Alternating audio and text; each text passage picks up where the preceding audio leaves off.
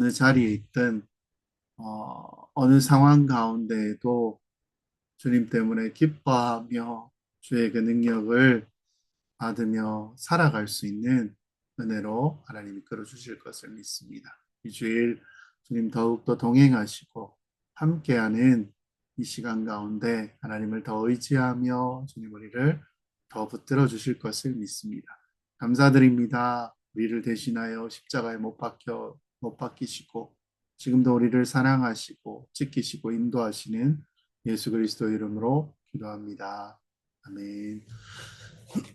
말씀 보겠습니다. 갈라디아서 2장 11절에서 21절입니다. 제가 읽겠습니다. 게바가 안디옥에 이르렀을 때에 책망받을 일이 있기로 내가 그를 대면하여 책망하였노라. 야고보에게서 온 어떤 이들이 이르기를 게바가 이방인과 함께 먹다가 그들이 오매 그가 할례자들을 두려워하여 떠나 물러가매 남은 유대인들도 그와 같이 외식함으로 바나바도 그들의 외식에 유혹되었느니라.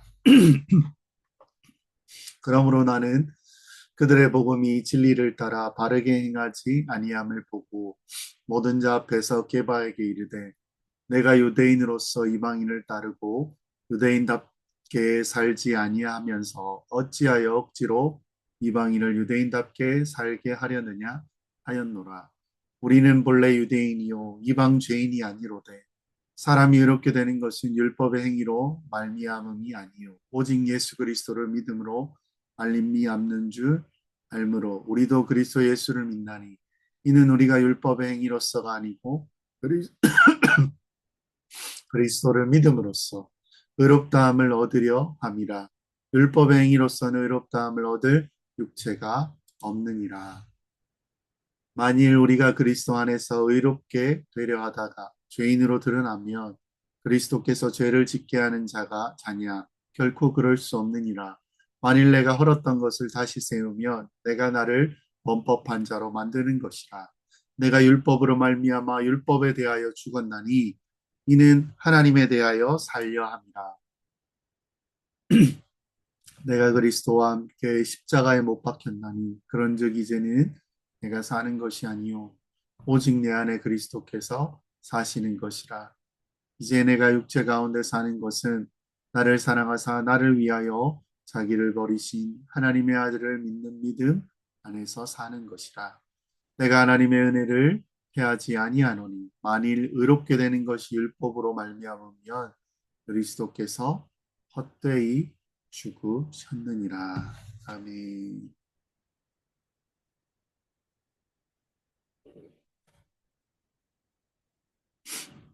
신앙생활을 오래 해도요, 마음 한구석에 이런 생각이 들 때가 있습니다. 내가 이만큼 했으니까 하나님께서 기뻐하시겠지. 좀 부족하긴 했지만 내 위치나 내 상황을 봤을 때 그래도 다른 사람보다는 낫지 않나. 그런데요, 말씀은 우리에게 말하고 있습니다. 아니, 너의 행위가 아니라 예수님이 다 이루신 거야. 사도 바울이요, 본문에서 사도 베드로의 외식을 지적하면 하면서 복음이란 어떤 것이고 어떻게 살아야 되는 건지에 대해서 보여주고 있습니다. 겉모습은요, 모양은 복음인데 속은 여전히 율법적이고 자기중심적인 삶이 되어 보였다는 것입니다. 아니, 그런 모습이었습니다. 근데요, 그렇게 되지 않기 위해서는 그 중심에 십자가 복음이 있어야 한다는 겁니다. 복음이 그 중심이 옮겨질 때 생기는 혼란들이 있습니다. 우리는 복음으로 시작한 사람들이잖아요. 그래서 이 자리에 모여 있을 것입니다. 처음 예수를 믿었을 때 우리가 얼마나 죄인이었는지, 그 죄인을 위하여 예수님이 십자가에 대신 죽으셨다는 사실에 감격했고 주님 앞에 엎드려졌습니다. 근데 시간이 조금 지나면서 처음에 그 감격은요, 희미해지고 그 회개의 눈물은 다 말라버렸다는 것입니다. 어느새 나도 모르게 내가 지금 뭘 했는지, 내가 어떤 사람인지, 위치인지로 신앙의 치수를 재기 시작합니다. 은혜로 시작한 신앙이 이제는 율법으로 돌아가게 됩니다. 십자가로 출발한 그 복음이 사람의 인정과 행위로 흘러간다는 것입니다. 바울은 오늘 화를 내면서 중요한 사건을 다룹니다. 사도 바울이 장자된 베드로를 공개적으로 책망한 장면입니다. 욕에 가깝습니다. 바울은 아주 중요한 사건을 다룹니다. 바울이요, 베드로를 어떻게 책망할 수 있습니까? 그는 12 사도도 아니잖아요. 뒤에 예수님을 만나서 그랬고, 그 전의 위치는 무엇입니까? 박해하던 자였습니다. 원수였습니다. 근데 그가 첫 번째 사도를 꾸짖었다라는 것입니다. 무엇이 그토록 심각했습니까? 사도 바울은요, 예루살렘의 기둥 같은 베드로를 어떻게 정면으로 대면하면서 그를 꾸짖었을 수 있냐는 것입니다. 이유는 단 하나입니다. 복음의 진리가 흔들리고 있기 때문입니다. 율법과 복음이 섞이고 있었습니다. 십자가의 은혜가 베드로의 이방인과의 그 자리를 피함으로 바울의 분노가 그 가운데 쏟아진 것입니다. 왜 그렇습니까? 사람의 눈치를 보느라 그 중심을 율법적으로 옮겼다는 것입니다.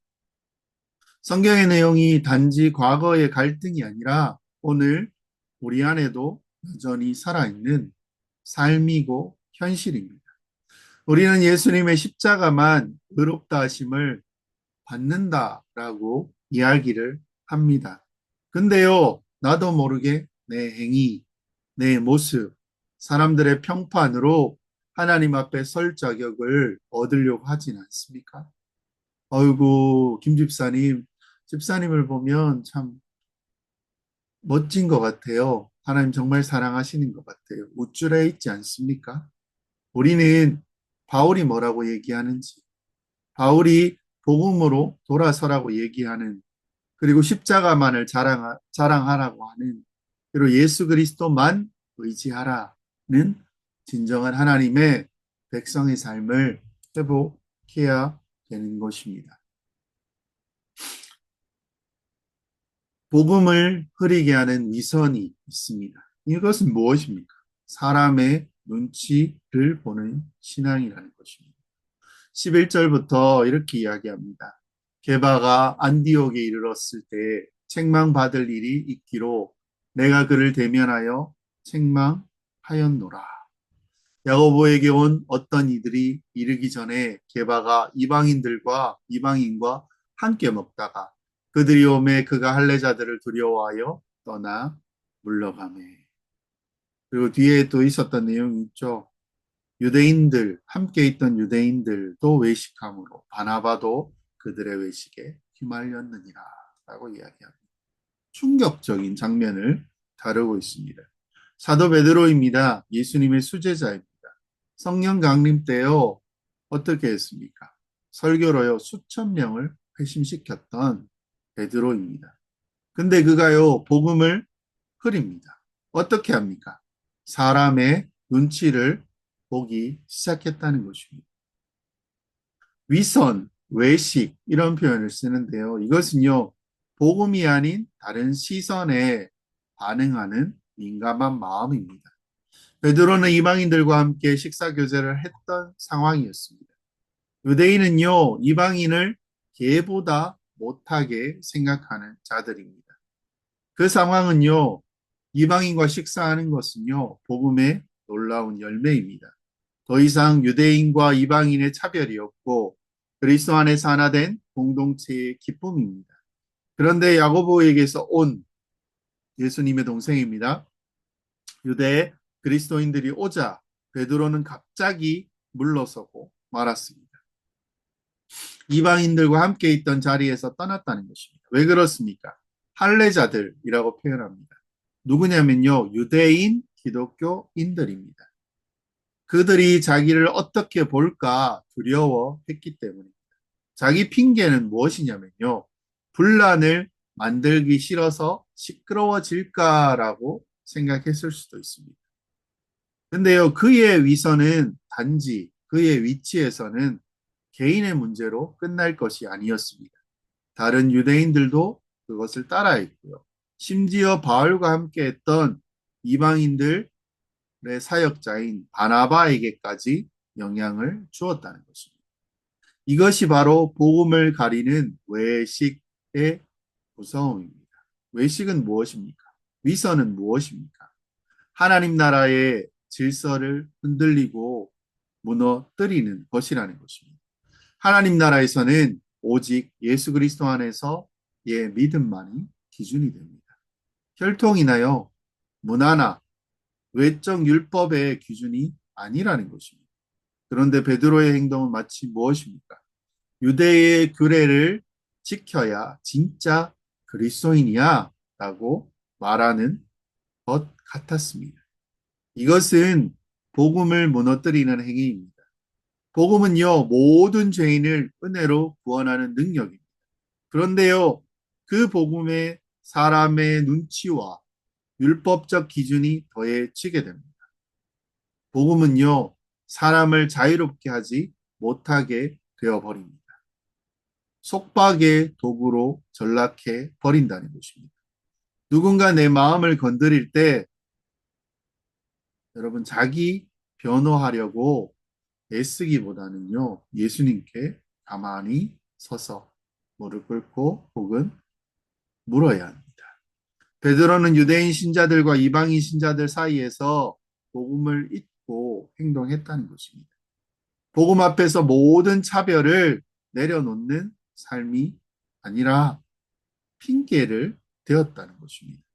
근데요, 바울은 그것이 복음의 진리를 거스리는 일이야 라고 분명히 말합니다.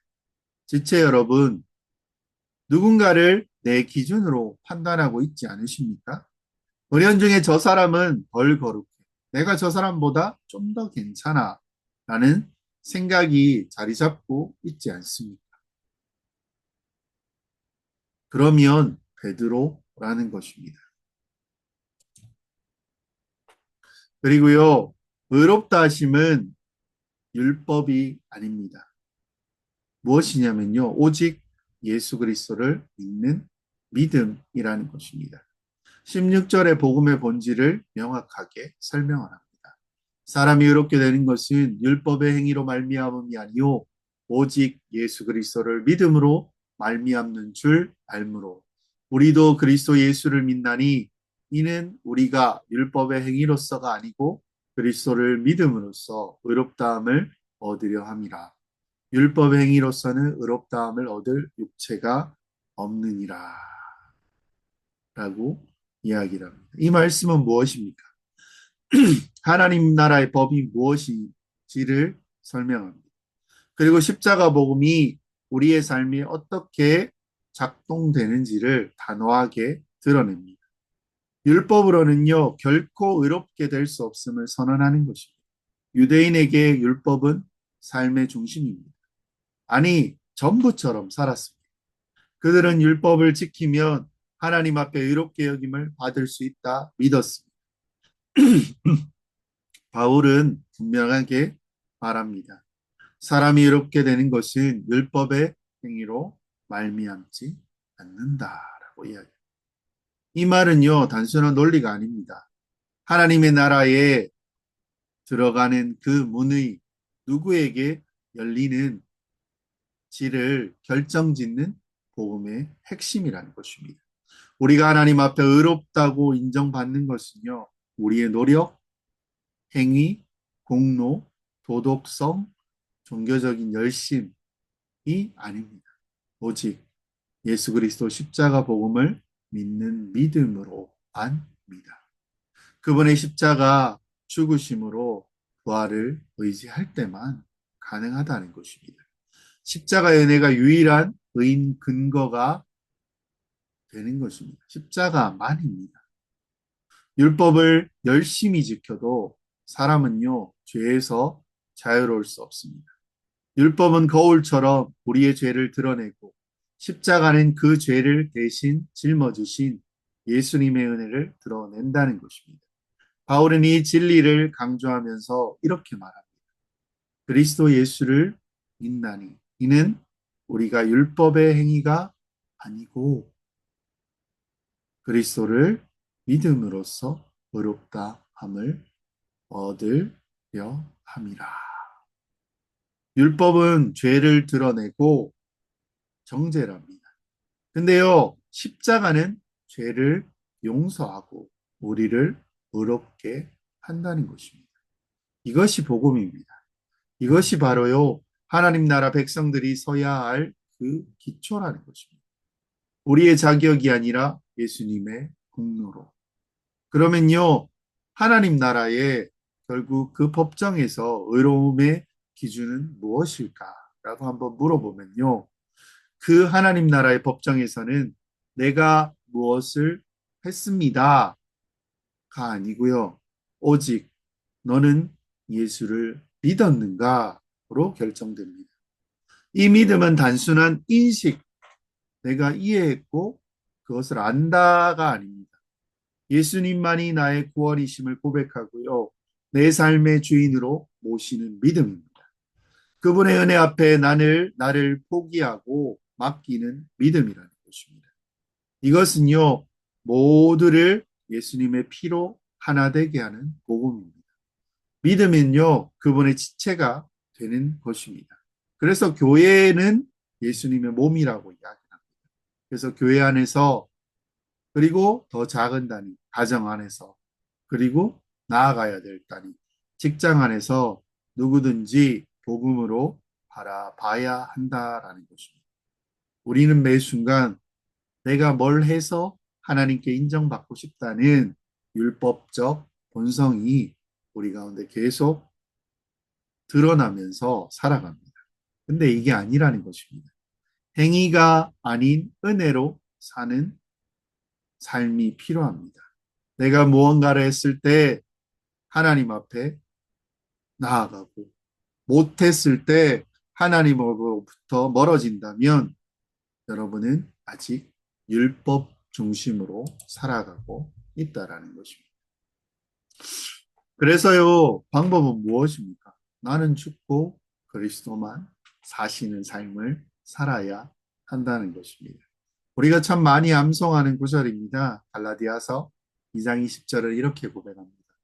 내가 그리스도와 함께 십자가에 못 박혔나니 그런즉 이제는 내가 사는 것이 아니요 오직 내 안에 그리스도께서 사시는 것이라. 이제 내가 육체 가운데 사는 것은 나를 사랑하사 나를 위하여 자기 자신을 버리신 하나님의 아들을 믿는 믿음 안에서 사는 것이라. 이게요, 감동적인 한 문구의 표현이나 선언이 아닙니다. 하나님 나라 백성의 정체성을 복음으로 사는 방식을 보여주는 강력한 자기 고백이고 선언입니다. 나는 그리스도와 함께 죽었다. 예수를 믿는다는 것은요, 예수님을 따르는 것 아닙니다. 예수님과 함께 십자가에서 죽는 것입니다. 바울은 자신을 향한 이 복음의 은혜를 이 고백으로 받아들였었던 것 같습니다. 나는 이제 더 이상 옛 사람으로, 옛 자아로 살지 않는다.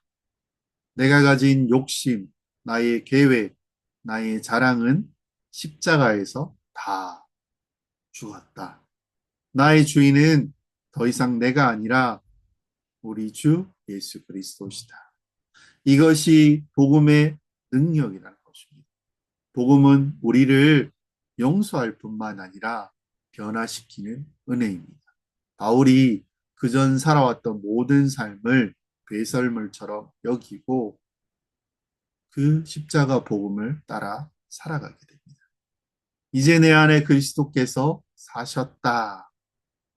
내 안에 그리스도께서 사신다. 라는 말은요, 그냥 은유적인 표현이 아닙니다. 복음으로 살아가는 사람의 실제적인 삶의 방식을 의미하는 것입니다. 이제는 나는 내 뜻대로 살 수 없습니다. 나는 내 안에 계신 그리스도를 따라 살아야 합니다. 이제 내 삶의 중심은 나 자신이 아니고요. 내가 무엇을 좋아하고 무엇을 이루고 싶은지가 아니라 그리스도께서 무엇을 원하시는지가 중심이 되어야 합니다.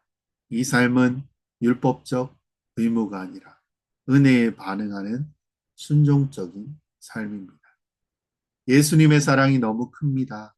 내가 기꺼이 나를 내려놓고 그분과 함께하는 삶을 선택하게 된 것입니다. 복음은요, 삶의 동기와 중심을 바꾸어 버립니다. 그래서 바울은 이렇게 고백하는 거죠. 이제 내가 육체 가운데 사는 것은 나를 사랑하사 나를 위하여 자기 자신을 버리신 하나님의 아들을 믿는 믿음 안에서 사는 것이다. 복음은 우리에게 묻습니다. 내가 지금 사는 이유가 무엇이니? 너를 사랑하사 자기를 주신 예수를 믿는 믿음 위에서 살아가고 있느냐? 우리의 모든 선택과 삶의 방향은요, 예수께서 나를 위해 자기 생명을 주셨다는 이 은혜에 대한 응답이라는 것입니다. 돈을 버는 이유도요, 공부하는, 일하는 그 목적도, 결혼과 자녀와 관계의 중심도 모두 예수님을 믿는 믿음 안에서 살아가는 삶이 되어야 한다라는 것입니다. 나누어 보면 나는 누구의 시선 그리고 입방아를 의식하면서 신앙생활을 하고 있는가라는 것입니다. 나는 그리스도의 은혜로 자유롭게 살아가고 계십니까? 아니면 아직도 율법적인 기준과 인간적인 그 인정 속에서 매여 있냐라는 것입니다. 저도 그냥 이것에서 벗어나기는 참 어려운 것 같습니다. 나의 지금 무엇을 근거로 하나님 앞에 예배드리며 서 있는가? 나의 의로움을 주장하는 그 어떤 것이라도 어떤 율법적인 기준으로 나를 평가하고 있지 않는지, 예수님의 십자가를 온전히 신뢰할 수 있는가? 나는 그리스도와 함께 십자가에 못 박혔다라는 그 고백이 삶으로 드러나고 있는지, 내 안에 정말 예수님이 주인이 되고 계신지, 믿음 안에 살아가는지, 내 힘으로 살아가는지, 복음의 능력이요, 날마다 나를 새롭게 하는 많은 고백들이 있습니다. 근데요, 이 고백이 떠오르는 것 같습니다. 나는 죽고 예수 산다. 이것은 실제가 바울의 모습이죠. 그리고 내가 그리스도와 함께 십자가에 못 박혔다라는 고백. 실제의 삶이 되어야 합니다. 오늘 나의 자존심도, 내 생각도, 내 삶도 십자가에 못 박혔는가? 내가 생각하는 나는 옳다라는 생각을 내려놓고 예수님의 마음으로 결정하고 행동하고 있는가? 회개와 믿음으로 주님 앞에 날마다 삶을 살아내고 연습해야 되는 것입니다. 내가 잘하고 괜찮았을 때도 은혜였습니다. 실패했을 때도요, 주님의 은혜가 필요합니다. 그렇게 복음을 바라보셨으면 좋겠습니다. 하나님 나라의 백성으로 우리의 정체성이 회복되어야 할 것입니다. 복음은요, 율법의 노예에서 하나님의 자녀로, 하나님의 백성으로 날마다 우리를 회복시키고 있다는 것입니다. 그 능력으로 우리는 살아가야 합니다. 우리는 복음으로 살아가는 사람입니다. 하나님 나라의 백성의 정체성을 가지고 살아야 합니다. 사랑하는 성도 여러분, 바울의 갈라디아 고백이 중요한 진리가 모든 성경에 있지만요. 복음에 대한 더 명확한 고백이 또 들어 있다는 것입니다. 예수님을 믿는다는 것이 단순히 교회를 다니는 것은 아닙니다. 단순히 선한 삶을 추구하는 것은 더더욱 아닙니다. 복음을 믿는다는 것은 내 옛 사람이 자아가 그리스도와 함께 십자가에 못 박혔다는 고백이고 이제는 오직 내 안에 그리스도께서 사시는 삶으로 부르심을 받았다라는 고백입니다. 귀신 들린 사람은요, 귀신 들려서 살아갑니다. 우리는 그리스도의 영이신 성령 들린 사람. 그러면 예수님으로 살 수밖에 없는 거죠. 이 복음은 우리를 죽이고 다시 살립니다. 여러분, 그리스도께서 여러분을 부르셨다. 그래서요, 이 복음대로 살아갈 수밖에 없습니다.